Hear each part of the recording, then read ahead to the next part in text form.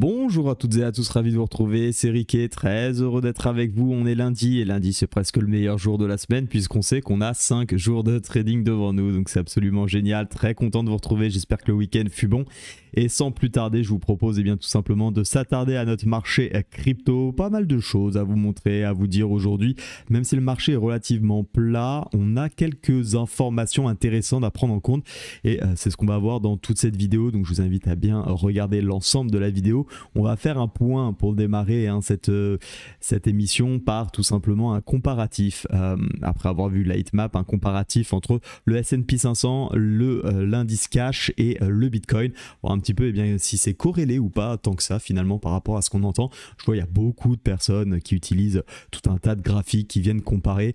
Je vais vous donner mon avis sur ça bien entendu, et puis ensuite on ira s'attarder un peu plus dans le détail sur l'analyse du Bitcoin, de l'Ethereum bien évidemment, et j'ai une ou deux crypto-monnaies qui m'intéressent aussi, que je souhaite vous présenter. C'est des crypto-monnaies dont j'avais parlé il y a de ça déjà un bon mois. On peut voir un petit peu l'évolution, c'est important de suivre l'évolution des cours, voir où en sont les plans, et bien évidemment c'est sur quoi on va s'attarder aujourd'hui. Et donc je vous propose tout de suite de démarrer avec une overview heatmap relativement verte, relativement plaisante. Maintenant attention, encore une fois, j'ai beaucoup de personnes qui me disent aujourd'hui j'ai acheté parce que j'ai vu que ça montait.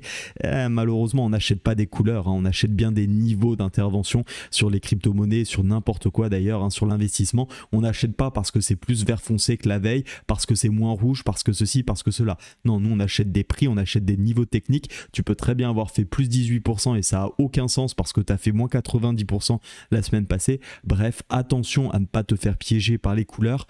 C'est très marketé, toutes ces couleurs. Maintenant on a des plateformes très ergonomiques. Ne te fais pas piéger par ce type d'informations. Toi, ce que tu dois regarder, c'est tes graphiques et uniquement tes graphiques. À la rigueur, ces heatmaps te permettent de donner une idée sur le marché actuellement, mais c'est pas parce qu'à 10 heures il est vert, cette heatmap elle est verte que pour autant dans 3, 4, 5, 6 heures elle sera tout aussi verte, elle pourra très bien passer au rouge.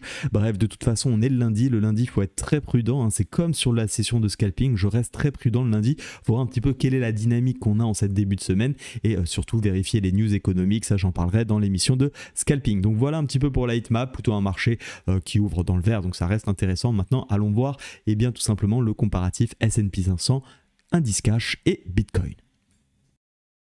Ok, donc on se retrouve sur ce graphique où tu vas avoir tout simplement en bleu foncé la représentation du S&P 500, en bleu clair la représentation de l'indice cash, donc DXY, la force du dollar, et en jaune, en doré, jaune, orangé, bon bref, peu importe, tu as l'indice, enfin pas l'indice, tu as le cours du Bitcoin.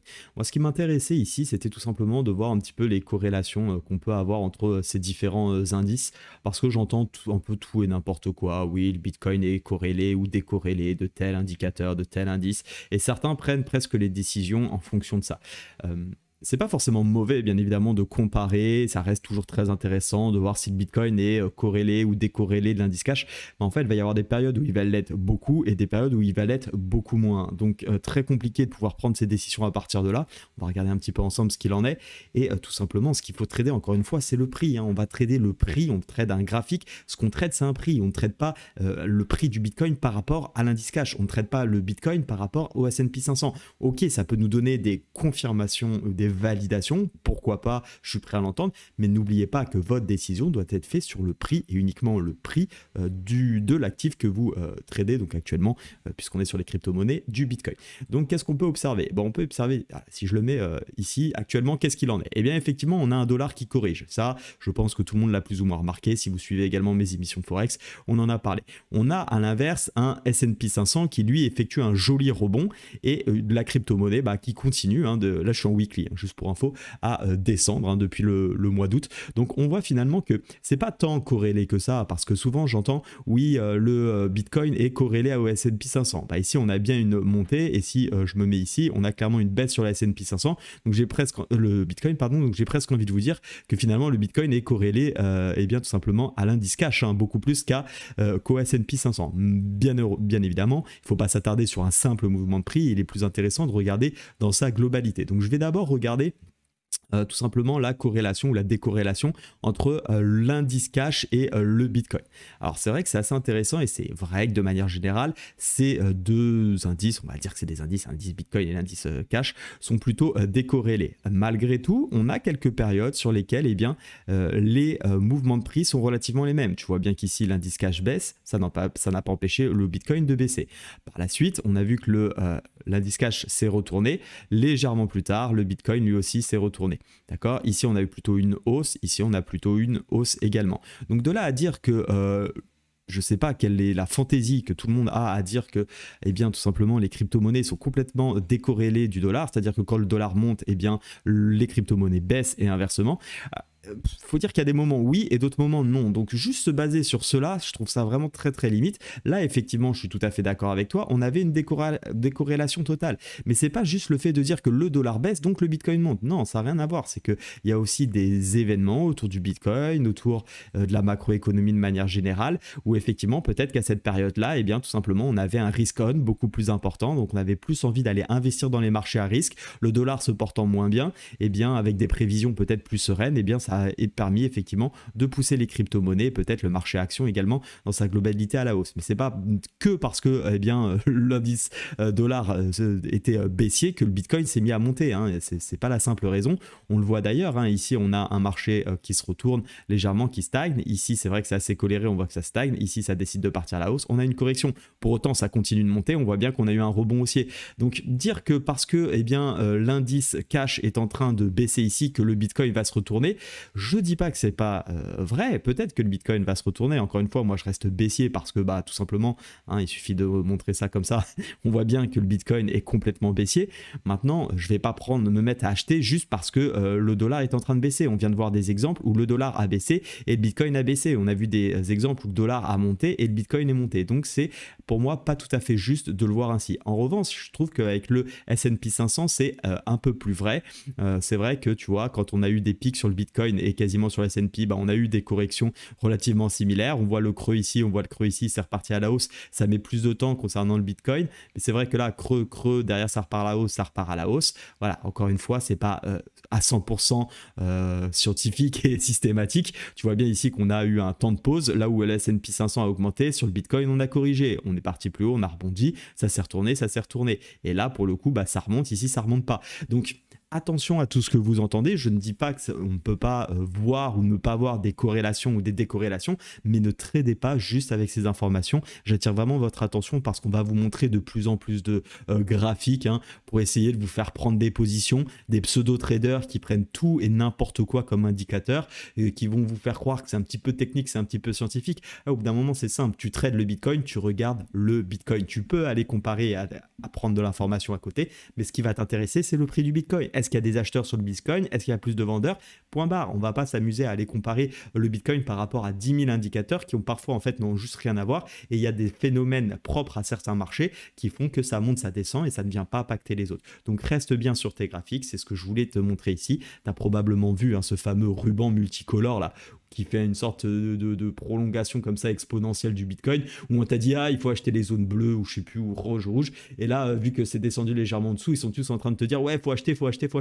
Peut-être, mais en même temps, j'ai envie de te dire, moi je peux te tracer aussi des dessins, d'accord? Ça a juste pas trop de sens. Il faut juste se fier à ce que fait le Bitcoin, parce qu'en fait, si tu avais acheté au moment où il est tombé dans les zones ici, je te rappelle que tu es juste en train d'acheter dans un marché qui baisse. Donc pour l'instant, plutôt que de protéger ton capital, tu es en train d'envoyer de l'argent dans un marché qui baisse et donc tu perds de la valeur alors que tu pourrais garder ce capital, attendre que ça se retourne et là commencer à prendre des positions dans un marché haussier. Ok, donc n'oublie jamais ça, fie-toi uniquement à l'actif que tu trades et trade par rapport à ce que tu vois sur ce graphique. Voilà, petite parenthèse fermée et on va justement aller analyser cette fois-ci le Bitcoin dans le détail. Allez, retour donc sur les chandeliers japonais et on va s'intéresser effectivement au Bitcoin. Donc, comme d'habitude, comme tous les lundis, on reprend d'abord la semaine, regardez déjà ce qui s'est passé globalement sur la semaine dernière et rien de mieux que pour ça un beau chandelier japonais pour bien comprendre. Donc on avait ouvert sur les 16 392, on a eu un mouvement un petit peu baissier, en tout cas on a été chercher des prix en bas, on n'a pas fait de nouveau plus bas par rapport aux semaines précédentes et à l'inverse, on a clôturé plus haut que la semaine précédente avec un engagement léger acheteur, on peut pas dire que ça soit la folie, on a n'a pas des volumes encore transcendants bien évidemment. Je rappelle qu'on est dans un marché baissier, tout est orienté à la baisse en weekly, des moyennes mobile 20 et mobile 50 baissières, on est en dessous de la moyenne mobile 200.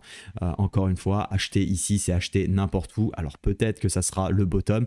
Maintenant, est-ce qu'encore une fois, je vous répète la question, est-ce que votre objectif c'est d'essayer d'acheter le bottom ou c'est d'acheter un marché qui vous donne des probabilités de chance? Je rappelle que toutes les personnes, et je vais notamment me mettre en daily parce que très peu regardent le weekly, qui ont essayé d'acheter à chaque fois le bottom depuis tout simplement plus d'un an maintenant, c'est tout simplement des pertes, d'accord? Donc c'est relativement simple, dès que tu as essayé d'acheter le bottom, tu es en perte. Achète des bottoms dans un marché qui monte, vend des sommets dans un marché qui hausse, je crois que je me suis trompé, je la refais.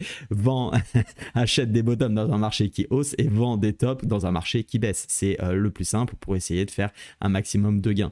Arrête d'essayer de vouloir tout le temps faire le score exact. Je te rappelle qu'acheter un bottom, bon bah ça c'est très bien, mais si avant, eh bien finalement tu achètes le bottom, mais que ton prix moyen, parce que tu as acheté n'importe où, il se retrouve ici, ça sera toujours beaucoup moins intéressant de commencer à acheter peut-être le Bitcoin ici, avec un Bitcoin qui monte, d'accord, comme ceci, où toi tu vas acheter ici, ici, ici, ici, ici, ici, et quand on va se retrouver ici, le gars il sera tout juste à zéro, celui qui a acheté là, là, là, là, là, et donc au bottom, parce que son prix moyen il sera ici, donc quand on reviendra ici il sera à zéro. Par contre toi tu n'auras pas acheté le Bitcoin, mais tu seras peut-être à plus 50% parce que tu as acheté dans la montée, et tout simplement c'est complètement différent. Alors ok, le gars il est ici, il va te dire sur les réseaux, ouais moi j'ai acheté le bottom, ok d'accord, tu as acheté le bottom, mais en attendant tu fais 0%.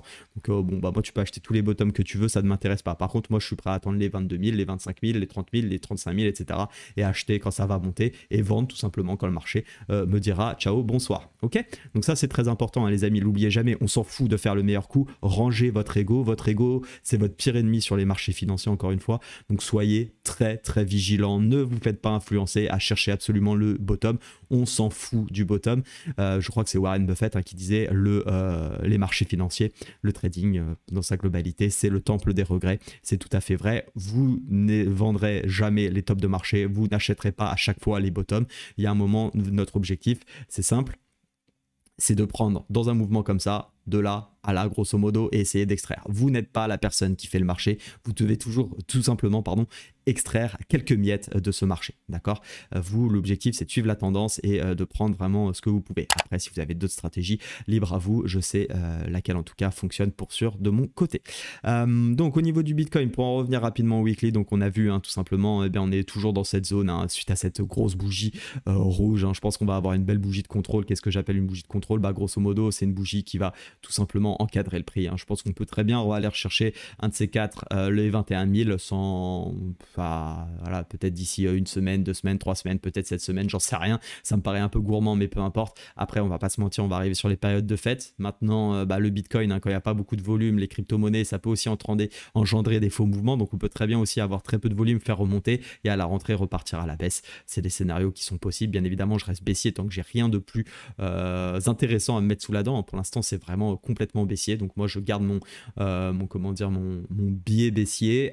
Après, effectivement, pour aller contre mon avis, parce que je suis prêt à changer le jour où il faudra changer. Il y a quand même quelques contre-arguments à ma baisse, notamment cette divergence daily qui, tout simplement, on le voit sur le RSI, on a des plus bas que les précédents, alors que sur le prix, c'était l'inverse. Et bon, je reste bien évidemment très prudent parce que déjà, ça ne s'est fait sur aucune zone concrète selon moi, aucune grosse zone, un petit peu au milieu de nulle part. Donc, je vois plutôt ça comme même si on était amené à remonter un peu plus haut comme un gros fake, il y a des zones très importantes à repasser avant d'éventuellement envisager un marché haussier. On va avoir tout simplement déjà cette zone dans laquelle il va falloir s'extraire. On va avoir également cette zone ici des 18 000 qui sera pas si simple à passer. Et encore une fois, il y aura cette zone des 21 000 et essayer de refaire des plus hauts parce que je te rappelle qu'on soit en weekly ou en daily, tout simplement déjà pour éventuellement songer à un marché haussier, il faut faire un nouveau plus haut et le dernier plus haut, il se situe aux 21 000. Donc autant te dire qu'avant de dire qu'on est vraiment haussier sur le Bitcoin, à part grosse bougie énorme comme ça, mais je vois pas trop le pourquoi du comment, mais encore une fois, on peut s'attendre à tout. Je suis tout à fait baissier sur les marchés crypto de manière générale et je n'achèterai pas ce marché. Donc de là à dire que je vais vendre, c'est pareil, je suis pas très convaincu. Vendre contre une divergence daily, ça m'intéresse pas trop. Je préférais aller vendre bien évidemment ces niveaux ou pourquoi pas déjà essayer de vendre le 18 000 en essayant d'aller chercher pourquoi pas cette zone des 16 000. Bref, voilà des plans qui peuvent m'intéresser, mais en attendant, acheter ici, certainement pas. Je vous propose de passer à l'Ethereum, voir un petit peu ce qu'il en est. Alors bien évidemment, on va être plus ou moins dans la même configuration. Alors je vais vous enlever, quelques traits qu'on avait tracés à l'époque. Les plans ne se sont pas avérés, donc on peut les enlever. Donc en weekly, hein, bon, on va vouloir faire quasiment la même image que sur le Bitcoin. On est baissier, on est sous les moyennes mobiles, un peu plus réactif. Ici, on a un petit W, ok, un petit pullback, ok. Est-ce que maintenant, ça veut dire que... Est-ce que vous pensez... En fait, moi, c'est toujours pareil, hein, parce que là, on va me dire, ouais, il y a un W, faut y aller, go, go, go. Sur un petit trade court terme, je ne dis pas, bien évidemment, je dis pas qu'il ne faut pas trader les W. Moi, je ne vais pas être fan de trader un W quand je suis en tendance baissière. Tout simplement. Maintenant, je ne dis pas qu'il n'y a pas un petit trade de contre-tendance à faire. Vous faites bien ce que vous voulez. J'ai gardé juste cette résistance parce qu'elle peut agir. Mais ça n'empêche qu'on est hyper baissier. Et est-ce que vous pensez vraiment que ce petit W, hein, au vu du nombre de bougies, etc., peut retourner tout un mouvement tel que celui-ci? Je vous pose la question. Est-ce que vous pensez que parce qu'on a fait ce W-là, on est en tendance haussière? Donc, est-ce que si pour vous on n'est pas en tendance haussière, est-ce qu'il faut donc chercher des achats? Voilà, je vous laisse la bonne question à répondre. Je ne dis pas qu'il n'y a pas d'achat à prendre, je dis juste moi j'en prendrai pas, ça c'est sûr et certain, car pour moi déjà on est sous moyenne mobile, pour l'instant ça ne passe pas, peut-être que ça va passer, peut-être qu'on a fait un petit fake out ici par le bas qui pourrait être intéressant, hein, pour réintégrer et aller rechercher une nouvelle fois la zone des 1576. Encore une fois, si on bloque sur la zone des 1576, eh bien on est toujours avec des sommets de plus en plus bas et donc toujours dans une dynamique baissière, je ne cesserai de le répéter. Donc voilà, soyez bien évidemment très prudents les amis. Encore une fois, beaucoup de patience dans ce marché. Alors après, je voulais vous présenter Quant, que je trouvais relativement intéressant. Maintenant, est-ce qu'il faut se précipiter dessus? Concerne, quand on vient de voir le Bitcoin et l'Ethereum, hein, qui reste quand même très baissier, pas forcément très emballé, hein, de chercher beaucoup d'achats, peu importe les cryptos. Maintenant, c'est vrai que contrairement aux deux précédentes qu'on vient de voir, si on regarde un petit peu ici en daily, on voit qu'on est au-dessus des moyennes mobiles, on bloque, hein, ici on n'a pas trop de décisions, on voit qu'on a tenu quasiment les 0,618 et le fait de repasser sur les 0,5, pourquoi pas finalement avoir retracé, hein, ce mouvement haussier au maximum et puis après essayer de repartir et aller rechercher une nouvelle fois la zone des 229. Donc ça pourrait être un scénario intéressant, sachant qu'en 4 heures, on voit qu'on a une belle zone d'accumulation ici. On a cassé sans grande... S'il y avait eu un peu de volume, pardon. On avait cassé ici les derniers plus hauts. Bon, on voit qu'on fait le pullback. Pour l'instant, ça tient. Il faudrait une nouvelle impulsion. Pourquoi pas, si on repasse au-dessus des 0,5, hein, trouver, vous voyez à peu près à quoi je pense, trouver un achat ici. Pourquoi pas se protéger, allez, derrière ces plus bas pour se laisser un peu de marge. Et notre objectif, vous l'avez compris, c'est d'aller chercher les derniers plus hauts. Donc, soit vous allez chercher à peu près les clôtures ici qui vous fait un joli ratio de 4, soit un peu plus haut, encore un peu plus gourmand, un ratio de 5,42. Bien évidemment, il y a des niveaux intermédiaires sur lesquels on peut s'intéresser, comme le niveau des 161. Bien évidemment, regard du risque ratio me concernant, c'est pas un niveau que je chercherais. Donc à voir si ce plan-là me correspond ou pas en fonction des signaux que j'ai, ou alors ce plan-là. Bref, ça après c'est de l'appréciation de chacun vos stratégies, vos plans. Je suis pas là pour faire votre coach, hein. Il y a du coaching, hein. Je rappelle que je propose du coaching à plusieurs personnes que j'accompagne. Donc qu'est-ce qu'on fait pendant le coaching? On voit ensemble tout simplement comment avoir des bonnes bases d'analyse technique si c'est pas déjà le cas pour toi. Et puis après, je te partage bien évidemment les stratégies que j'utilise sur l'ensemble des marchés. Et on pratique également beaucoup avec des exercices, des cas pratiques, bien évidemment du live aussi, hein, où je transmets énormément de signaux aussi, hein. J'hésite pas à partager toutes les opportunités que je vois avec les personnes qui sont avec moi en coaching. Bien entendu, l'idée c'est de pouvoir les aider et à se lancer également dans leur capital, hein, d'avoir aussi un retour sur investissement, pas juste d'avoir des connaissances. J'essaye de vous donner des trades aussi qui sont pertinents pour commencer bien aussi à générer vos premiers euros lors des coachings. Donc ça permet bien déjà d'amortir, j'ai envie de dire, le coût du coaching. Et puis encore une fois, hein, ce coaching, il est essentiel et puis il faut vraiment le voir comme un investissement. Oui, certes, ça a un coût au départ, mais derrière, ça vous donne des bases pour pouvoir générer de l'argent. Qu'est-ce qui aujourd'hui que vous achetez vous permet de générer de l'argent à part finalement peut-être bien évidemment de l'immobilier ou des actions qui montent, mais au-delà de ça, tout ce que vous achetez, c'est du consommable, que ce soit une voiture, un iPhone ou autre, c'est des choses qui perdent de la valeur dans le temps. Là, vous investissez sur vous-même, donc vous avez, vous vous donnez les moyens tout simplement de créer plus d'argent, plus de valeur par la suite. Donc je trouve cette approche coaching vraiment très pertinente et je suis ravi en tout cas de pouvoir accompagner pas mal d'entre vous avec qui d'ailleurs on s'éclate et on partage pas mal de choses. Donc voilà grosso modo pour les plans de la semaine, hein, tout ce qu'on a vu sur les crypto-monnaies. Donc attention, hein, beaucoup de vigilance bien évidemment, on reste très baissier comme on l'a vu. Soyez très très prudents sur les marchés. On retrouvera bien évidemment comme d'habitude toute la semaine les émissions de scalping et je vous souhaite une très bonne journée, très bonne semaine de scalping. Restez prudents, ciao.